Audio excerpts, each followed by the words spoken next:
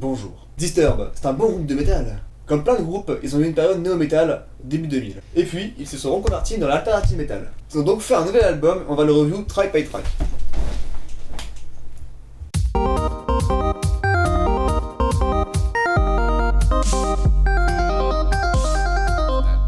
The Eye of the Storm est une intro sympa qui fait un peu hard rock dans le solo, qui lui-même est très bon. Immortalize, qui porte le nom de l'album, a un début directement très heavy, avec une grosse distorsion. Le chant arrive dans un style parfaitement Disturbed. Le refrain est sympa parce qu'il mélange plusieurs tonalités, mais c'est pas extrêmement original. En revanche, c'est sûr que c'est puissant. Le bridge en revanche, je le trouve mauvais, il apporte rien. La musique suivante, The Vengeful One. Intro à la batterie qui est très forte, grâce à la cymbale qui fait un va-et-vient, avec des reverse crash et des crash en gros, et le son du kick, qui lui-même est fort. Un riff qui envoie du lourd, un couplet très disturbed, tout est là. Aussi, autre chose sympa, on a un pré-refrain calme, avec des strings en fond, un ensemble de cordes, et puis le refrain lui-même très stylé. C'est du pur métal, classe, impressionnant comme on aime. Le bridge cette fois est très bon, on a un mélange de solo de guitare et de chant, et le retour au dernier refrain est encore mieux. Globalement c'est une des meilleures musiques de l'album, si ce n'est la meilleure musique de l'album, ce qui est très probable, grâce à toute la force qui s'en dégage. Open Your Eyes ensuite est une musique dans la même lignée, puissante avec un riff cette fois-ci plus aigu et très bien. Je vais pas trop en parler mais pour le coup ça veut pas dire qu'il faut pas l'écouter, écoutez-la, elle est vraiment super bien. Putain, je parlais vite.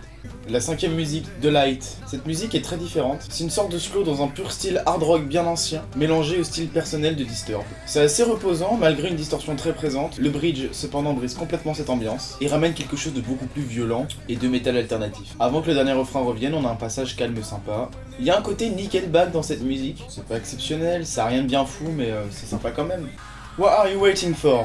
Retour du pur Disturbed. A noter que son chant est beaucoup plus vénère que dans les précédentes musiques. Le refrain du style a un chant plus rapide que celui du couplet. Il y a un fort accord, j'avais mon casque. La musique joue à nouveau sur le côté puissant, sans être particulièrement violent, plutôt intense. Le solo du bridge est plutôt sympa. La répétition du titre de la musique donne également quelque chose auquel on s'attache. Enfin, j'aime bien. You're Mine. L'intro de cette musique se fait au synthé, avec une guitare aux effets plutôt bizarres. Encore une musique très forte, surtout grâce au gratte. Des accords simples, mais ça marche toujours, hein. Surtout quand s'ajoute la voix du chanteur et la batterie. J'aime beaucoup celle-là. 8ème musique. Cette musique par contre est beaucoup moins marquante. C'est un peu du sous-Disturbed en fait. Elle est moins puissante, moins originale, enfin moins tout quoi.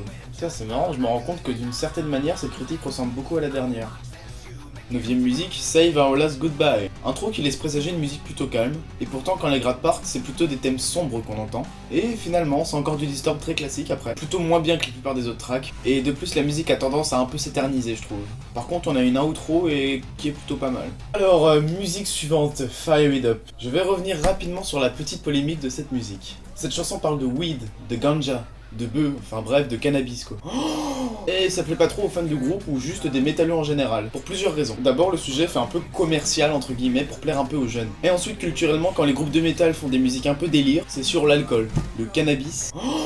Encore une fois, culturellement uniquement, y a pas de règle, c'est pour le reggae ou le hip-hop. Et ma réponse à ça, c'est que on s'en bat les couilles. Ce qui est important, c'est pas de quoi ça parle, c'est la musique en elle-même. Si vous écoutez du Disturbed, d'arrêter d'écouter les paroles, bordel de merde. La plupart des fans français, s'ils avaient pas été au courant de quoi ça parle, auraient entendu une très bonne musique. Après, ils apprennent que ça parle de cannabis.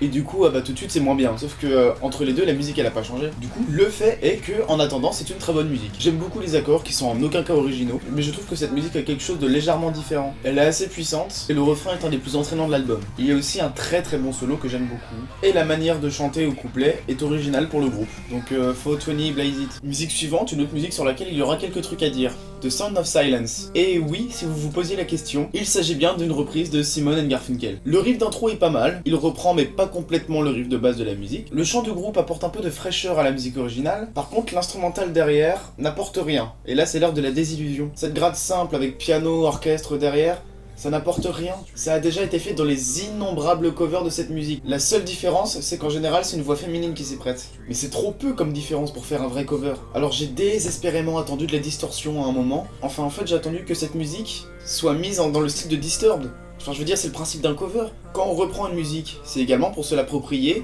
et la faire fusionner avec son style. C'est ça qui en fait toute l'originalité. Sinon, autant écouter l'original. Et donc, spoiler, ce moment n'est jamais venu, la musique ne part jamais. Alors je n'ai qu'une chose à dire, plutôt que d'écouter ce cover, écoutez The Sound of Silence de Simon & Garfunkel, qui est une musique magnifique, si vous ne la connaissiez pas. et il vaut mieux tard que jamais. Never Wrong ensuite. Dans le chant rapide de cette musique, il y a un côté corne, encore accentué par des riffs sombres. Bon point, il y a un poil de scream, l'originalité de la musique. Le refrain est épique et a une batterie qui change très souvent. Je ne sais pas si c'est la meilleure musique de l'album, mais en tout cas pour moi c'est la plus complexe. Les instruments ont l'air en tout cas plus travaillés, je trouve. C'est peut-être également la plus dark et la plus violente. Et enfin, Who Taught You to Hate. Dernière musique qui est très... Disturbed. Et encore une fois du sous-Disturbed. Voilà, c'est comme ça qu'on l'a défini. Moins marquante que d'autres pistes, sans originalité. Et c'est clairement une mauvaise manière de terminer l'album. Beaucoup d'autres musiques auraient été mieux à sa place. Donc on reste clairement sur sa fin. Et donc l'album, eh bien c'est un album de Disturbed assez classique. Plutôt puissant la plupart du temps. Pour moi, moins marquant que 10,000 Feasts, que j'ai beaucoup aimé. Il y a des musiques qui sont marquantes. Retenez entre autres The Vengeful One, Fire It Up, et il y a des musiques qui sont pas marquantes du tout. Grosse déception pour le cover de Sound of Silence. Quand j'ai vu la tracklist, j'avais espéré que ce soit un cover. Ça a été le cas, quand la musique a commencé, je m'attendais vraiment à quelque chose. Et j'ai été extrêmement déçu. L'album ensuite est plutôt mal construit. Il n'y a pas de réelle structure, il n'y a pas de rythme dans l'album quoi. Mettre les musiques en ordre random, ça reviendrait un peu trop au même. Donc il y a un peu des hauts et des bas. Disons que les fans du groupe seront très contents. Moi c'est surtout pour 2 ou 3 musiques, mais c'est certainement pas le meilleur album du groupe de tout. Il sera assez vite oublié pour la majorité des gens. Et toi, qu'est-ce que t'en penses, Alexis? Oui. Et putain, cette review ressemble vraiment à la dernière review hein. Et je vous jure que j'ai pas fait exprès, et que je cherche pas du tout à me répéter. Mais disons que comme pour Venom de Bullet for My Valentine, c'est un peu un album de plus. Bon par contre si on devait comparer les deux, je placerais Immortalize quand même un peu au-dessus de Venom. Mais le challenge est moins grand parce que Bullet for My Valentine devait remonter le niveau de leur dernier album qui était dégueulasse. Disturbed disons que c'est juste un album de plus quoi. Et malheureusement ce qui est triste c'est que ce que les gens retiendront c'est soit The Vengeful One, soit la polémique de Fire It Up. Mais bon. Bon bah c'était une review, alors je sais pas trop combien de temps elle va durer, mais il me semble que vu ce que j'ai dit elle risque d'être assez courte, on verra bien. Ce que l'avenir nous réservera. DG. Voilà donc je rappelle juste les quelques trucs à suivre, du genre la page Facebook. Vous pouvez vous abonner à votre chaîne si vous voulez. Je dis ça, je sais que pour l'instant personne regarde, mais c'est ça avant tout pour moi. Et si un jour des gens tombent dessus, bah voilà, tant mieux. Je me suis fait une liste des albums qui arrivent, il y en a beaucoup qui arrivent. Et je pense à une nouvelle formule pour peut-être faire plusieurs albums en une vidéo, on verra bien. On se dit viens, on n'y pense pas. Bon bah merci d'avoir regardé et à la prochaine.